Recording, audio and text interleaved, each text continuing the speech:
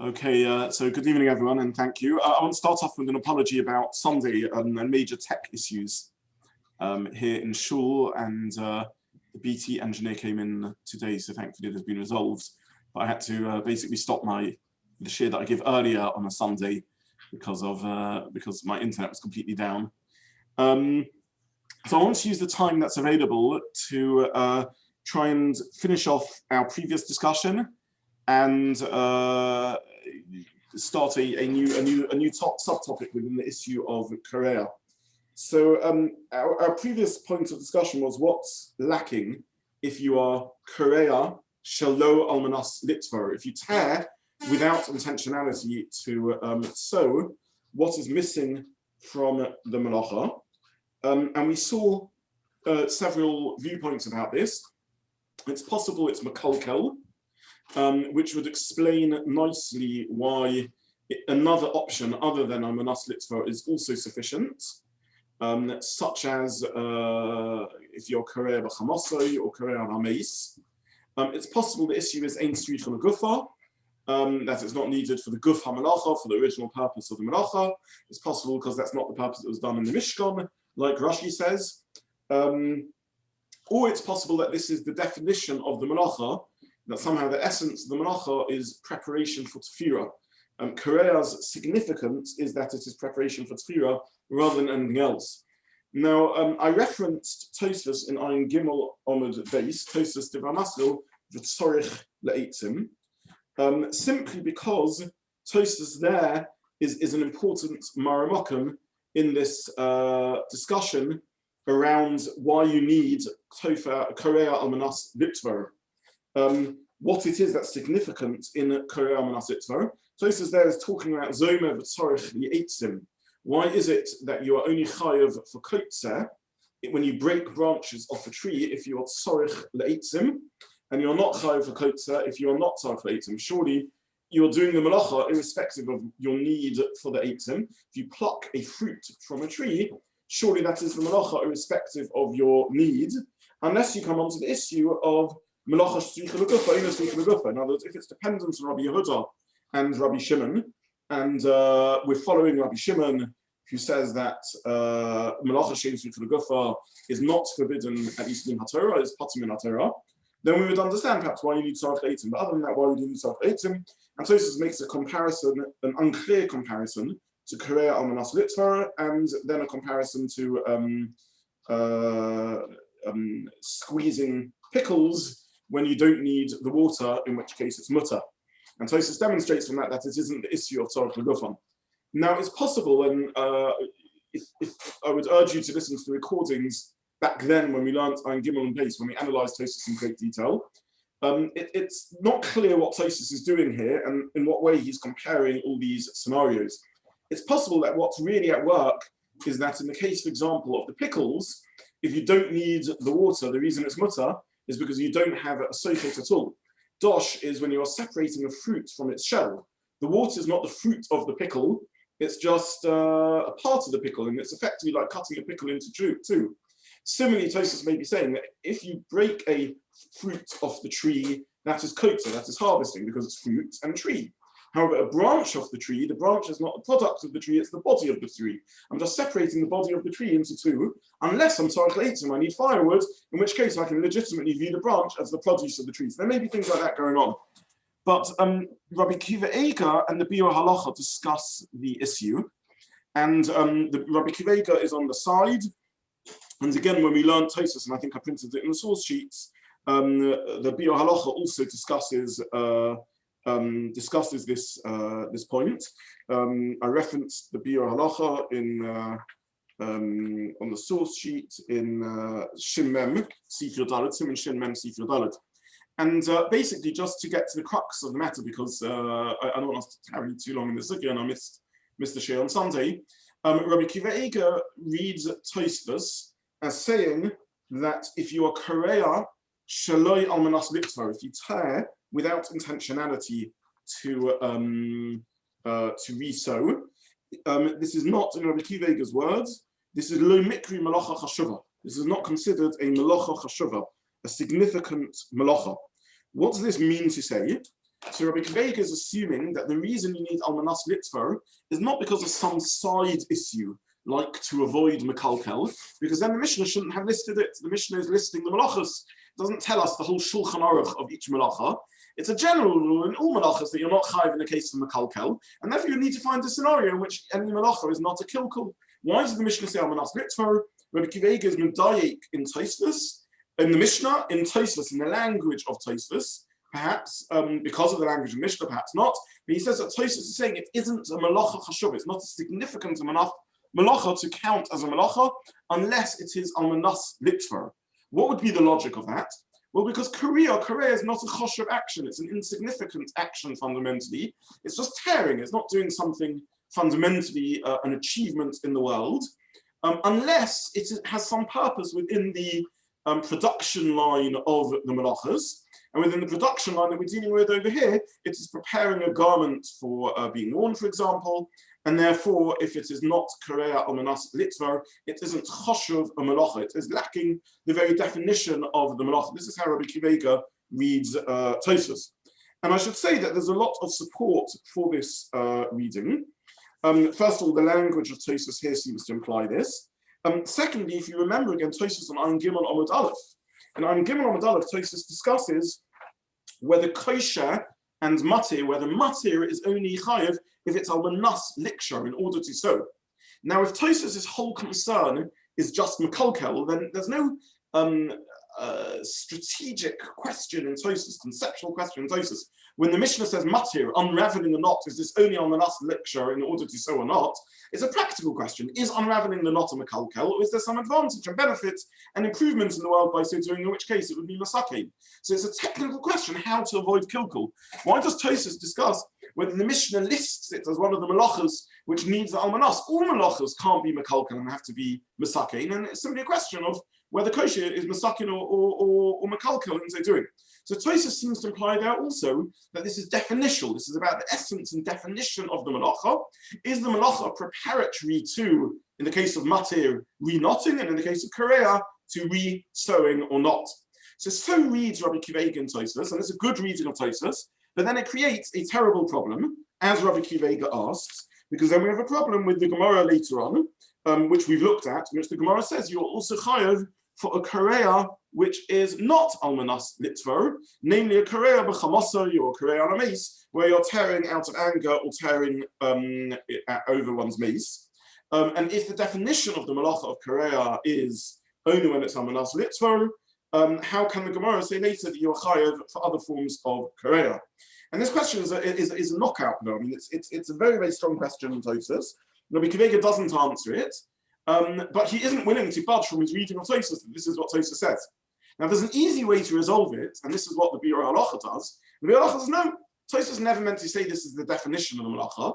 Tosfos just wanted to say if it's not almanas litzvar, then it's mekalkel.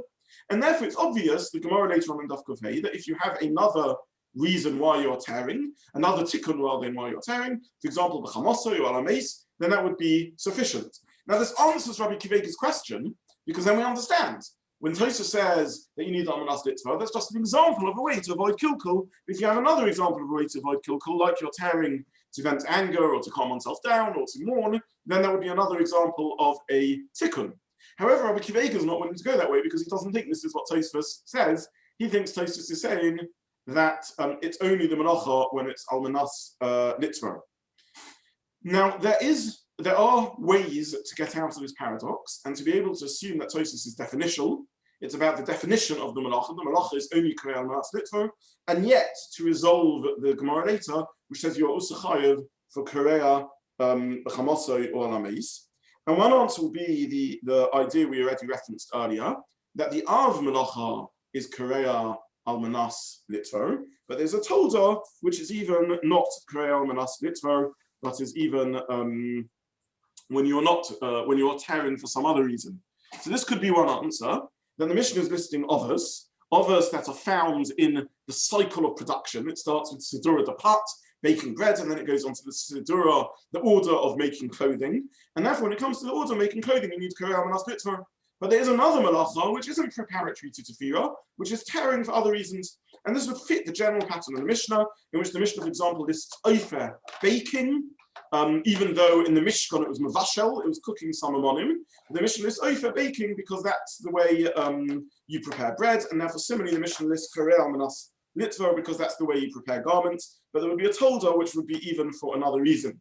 So that's one way of resolving it. One could also give a different sort of argument, and you could argue that when the Koreah has a value in itself, a purpose in itself, like Chamoso or Alameis, Tosfos would agree that's enough. When the Koreah is a means to something else, then Tosfos says, since the Koreah doesn't carry its own intrinsic importance, but is just a means to something else, then it has to be a means to Litva and not for anything else. Anything else is considered too detached a purpose, too incidental to Koreah, and for it to be connected to Koreah, it has to be Almanas Litva rather than something else. But if it has an intrinsic purpose to it, such as to calm oneself down or to Alameis, that would be sufficient. So just to summarize what we've said really in this latter part, in the first part of the Shiur, and in the previous Shiurim, is that this remains in Halacha and amongst the poskim a matter of dispute. We have a number of models of how to understand Koreah Manas Litva. One model would be Malacha Shein Tzricha L'Gufa. A second, in which case it would be dependent on the argument between Rabbi Shimon and Rabbi Yehuda. A second model would be Makalkel, difficult reading in the Mishnah. The Mishnah doesn't in general say the issue of Makalkel. A third model would be definitional. It's about the definition of the Malacha. The Malacha has to, in essence, be preparatory for Tefillah. And if we go with that model, then we can tweak the model. And we can say maybe this is only the Av, but the Tolda or a co-Av could be a different form of Koreah. It may be, for example, that the Av is Koreah Manas Litva and the Tolda is something else, or it may even be that if you're doing the Koreah for something else, it has to be Manas Litva. If you're doing it because it has an intrinsic value, you want the tear itself because of anger or mourning, then that would be enough. So this summarizes the range of opinions that we have in how to understand this law, this halacha of Koreah Manas Litva. I promised you at the beginning of this series on Koreah that we would not manage to resolve it. And Hari Shulchan Afanecha, here you are with an unresolved question. It remains a battle between Rabbi Kiva Eiger, the Halacha, between the giants really in Halacha. And it's an issue that remains unresolved to this day. So that's what we can draw out of the sugya of Koreah, and I hope at least it offers clarity in the confusion about what the different possibilities are. I want to use... That's a question about what you just said. Yes. Could you just clarify the difference between the Biur Halacha explanation that you gave and the final one? Because the final one you said that the tearing has a value in itself. I don't really understand the difference between that and the Biur Halacha, who's kind of drawing the matake and makalkel distinction. So if the thing has a value in itself, does that not make it into a matake?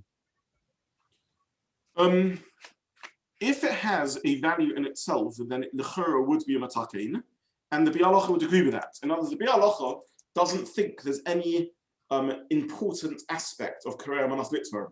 Koreah is a malacha, and you always need a matake, not makalkel. Finish. That's all there is to say on the subject. In no way does a Manas Litva come into the definition of the malacha. That's the Biur Halacha's view. What is the malacha Koreah? That's it. Now all malachas have to be matake, not makalkel. So go figure, work out what would be scenarios where it is masake, not makalkel. One example would be Manas Litva, but there'd be plenty of other examples also. That's one model. The alternative model, which Rabbi Kiva believes reads better in Tosfos, is no. The definition of the malach is Koreah Manas Litva. However, we have a problem, which is what's about the Gemara later, which tells me for other forms of Koreah. And Rabbi Kiva leaves this unresolved. The only answer we'd be able to give to this is to say that it's true that the Av malach is Koreah Manas Litva. That's the definition of the malacha. However, you would also be chayav for an analogous type of Koreah, a different sort of Koreah, which is a Koreah which is not a Manas Litva, but for some other intrinsic and fundamental purpose. The Biur Halacha wouldn't have that whole conversation. The Biur Halacha would say, I don't know what you're talking about. The Koreah is the malacha, and then you have to work out scenarios to make it matakein, not makalkel. Sorry, but isn't that the second one where you said that's about the Av Tolda distinction, right? I'm saying there's two different models. The second model has different versions of how you can phrase it. Model number one is the only thing that's important is Koreah. Just they'll figure out how to avoid it being a makalkel and to make it a masakin. Model number two is no, the malach is Koreah Manas Litva. What do we do with Daf Kuf Hey? either leave it as a question mark, Rabbi Kiva, or we can suggest different models in which there is a second way of doing the melacha that's relevant. One model would say to use an Av-Tolda relationship. The Av is Koreah Manas Litzvar, but if you have another form of Koreah for another purpose, that's also a melacha, but that's a Tolda. Or a second way of saying it is, it's all about the chashivas of the melacha, as Rabbi Kiva says, when there's a chashuv melacha. If you're doing Koreah in order to achieve something else, the only something else that counts is preparation for tefillah. If you're doing Koreah because it has a value in itself, then it's considered a melacha chashuva, even not as preparation for tefillah. So again, in that latter way, so not using the Av-Tolda distinction, but in the chashuv melacha, is there enough kamina between that and the biur halachas on the way of understanding it? I think I understand what you're saying in the sort of the lumdut, but I'm struggling to see what the actual difference would be. Okay, in practical halacha, I believe there are differences, though this isn't completely spelled out. We will see in the second part of the shiur, or next year, depending on how timings go, there may be distinctions as to the shiur, the measure that you need for the melacha. If the melacha is preparation for tefillah only, then you would need a shiur of 2 stitches. If not, then maybe not, and we'll see that shortly. But there could also be another nafkamina, which is what happens if I'm Koreah for some other external purpose. Now, Tosfos would argue, the Bialach would argue, as long as it's not a mekalkel, that would be enough. Rabbi Kiva and the more fundamental reading, I'm going to say fundamentalist reason, but I mean the more fundamental reason, the reason that sees is more about the fundamental definition of Koreah, would say no, not necessarily is every constructive outcome of Koreah enough to make it the melacha, because this is definitional. This is about the definition of the Koreah and the intrinsic chashivas that it has. So okay, so we'll get there. Well, in terms of shiur, we'll get there. In measure the state of theories, we'll get to it. In terms of the issue of the purpose of melacha, I don't plan to address this again. So now is the time to ask questions, or forever. Well, again, I still don't have an example then. If you have a Koreah for another purpose other than almanas litzvar, you wish to tear because you consider the cloth more beautiful torn. You are a teenager who likes wearing ripped jeans, and you consider that nicer. You want people to think you're poor, so therefore you want to have a damaged garment, and that will aid your fundraising collections on the street. These sorts of motives. Then if you hold that all you need is to avoid mekalkel, that might be enough. If you hold that you need something fundamental and definitional to what the melacha is, then that seemingly wouldn't be enough. Okay. Examples like that, in other scenarios in which you want something positive out of it. For you, a torn garment is better than a non-torn garment. But look, one can think of many examples. Someone who has a 4-cornered garment and doesn't want to put tzitzis on, and therefore rips the corner to make it a smooth edge and so on. There's many scenarios in which you could think about ripping and begin pondering these cases. The truth is, I'm not able to sit here and give you a psak halacha on any of these. Firstly, because it's a machlokas between Rabbi Kiva and the Be'alacha, and secondly, because it's very subtle and nuanced to work out what's called a fundamental advantage and not. I spoke about this earlier. It's very, very difficult to draw the line here between am I doing something destructive for a purpose or constructive, and each case needs to be really considered with a great deal of measured interest. All these cases are also drabanan. But there would be many reasons why you would want to know whether it's drabanan or deraisa, amira la'akum, and situations of a chola and things like that. But these are very, very nuanced. Each case would really need a lot of reflection to work out whether it's an intrinsic purpose or just a side purpose. Okay, thank you. Sorry, Adam, I think you began saying something. Well, no, the way you were talking sounded a bit like the goofa, the hefza, and if it's actually happening to the goofa itself, that's maybe, I know it's going to call, then that's more intrinsic. But if it's happening to you as a person on the externally, it seems to sound a bit like that. Yeah, it does. It's not as simple as that, and this is the problem. So let me just explain Adam's point, because this is a really profound comment, and it deserves proper addressing. I wasn't going to go too much into this, but I'll pour out my woes to you because I'm really struggling here. in the case, I was also drawn after Adam's distinction, which is, let's ask ourselves a basic question. Am I improving the garment or not? And that would be the determinant of, well, let's say whether this is makalkel or not. So, and it's a very tempting model. There's always a reason why people do things, but we're not in, the reason I'm doing this is because obviously it brings me some benefit, but am I improving the garment or not? That would be the core question we would be tempted to ask in Koreah. So again, let me just use the example from dismantling a chair or tearing up a check.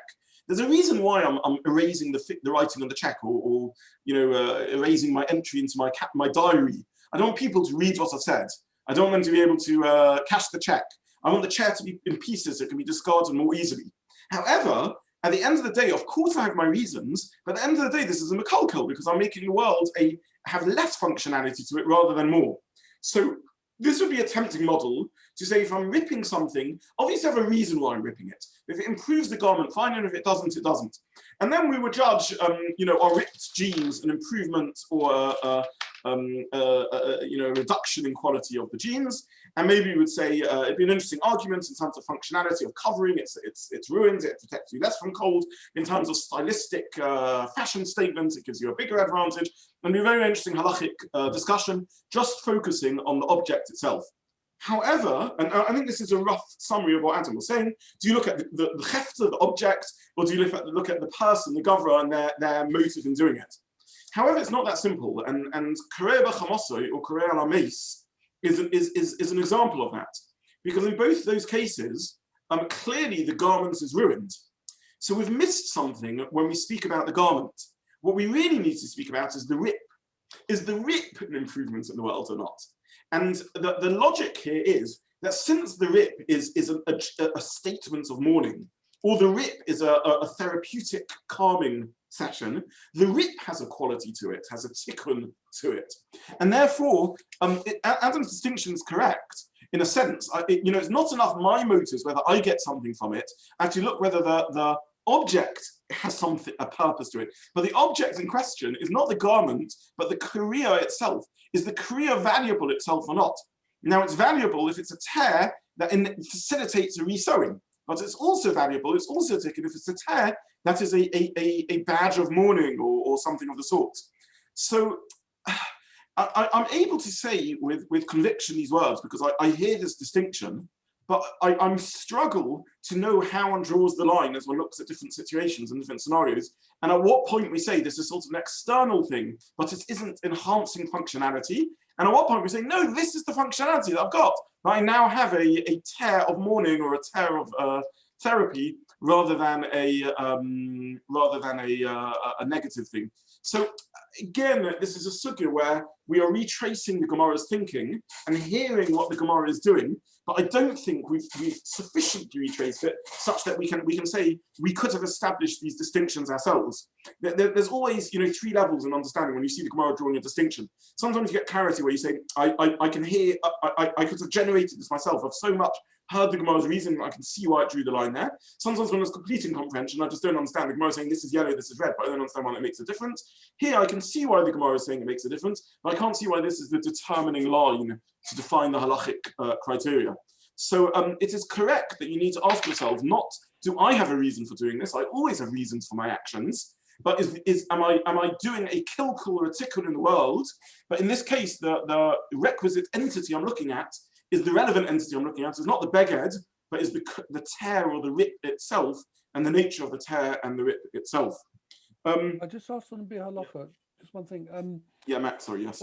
Presumably he thinks that the Mishnah, when it says Amanas for it, is just an example.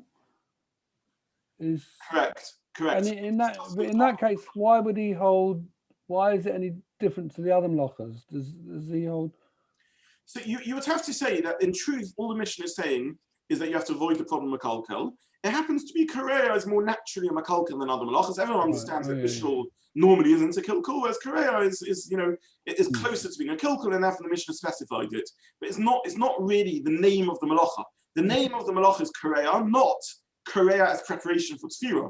The opposite extreme would be to say, no, the definition of the melacha, the name of the melacha, is a Koreah, which is a preparation for tefillah, because we're dealing with the sidura, the order of work needing to be done in order to sew a fabric or a cloth or a garment. And the same would apply to mochik. Yeah, that's right. I must say, I struggle with the Halacha's reading of Tosfos. It's tempting to go down that path because you avoid Rabbi Kivega's question, which is a knockout blow from Daf Kuf Hey about Koreah b'chamoso, Koreah Ames. But it doesn't seem that's what Tosfos is saying. And from Tosfos I'm Gimel on Aleph also it doesn't. Because their Tosfos has a whole length to discuss what's with Kosher and Asnahati. Now, if the whole issue is it Makalka or not, then go figure, work out. If you do a Mati that's Makalka, you're part. If you do a Mati that's not Makalka, you're Chayiv. There's no conceptual question about whether Mati has to be on Manas Liksha in order to not or not. It's just a practical question. Work out ways of avoiding Makalka. So I understand why Rabbi Kivega prefers to leave Tosfos with a question mark rather than surrendering and say, you know what, I'll be madcha and say this is a kaya. But there's a lengthy bit halacha, as I said, that doesn't go with that and assumes that it is makalkal. I think there will. Yeah. Sorry, I was going to say, isn't it there's the Tosfot on Lamed Aleph Amud Bech, which talks about why the Mishnah talks about why it says Koreah Amanat Lit 4, because it says it's teaching you the Shiur. Yes, so the issue of Shiur we are going to come on to in the next Shiur. I was going to discuss Shiur this week, but we've run out of time. So I'm going to stop here, and Sunday, I just want to reiterate my apology. I said at the beginning of Shiur, I unfortunately my whole the shul's internet crashed on Sunday, and I'm sorry that I was unable to give Shiur then. But hopefully, next Sunday we'll all be able to resume, and I will try then and finish off the sugya and talk about the issue of Shiur, as in length, how long the melacha has to be, how much tearing one has to do to be chayiv, issue of state viewers. And I will conclude by wishing you all a Simchas Purim, and may we all share both a joyful and healthy Purim, and Mitzvah Hashem, see you on Sunday. Thank you. Thank you.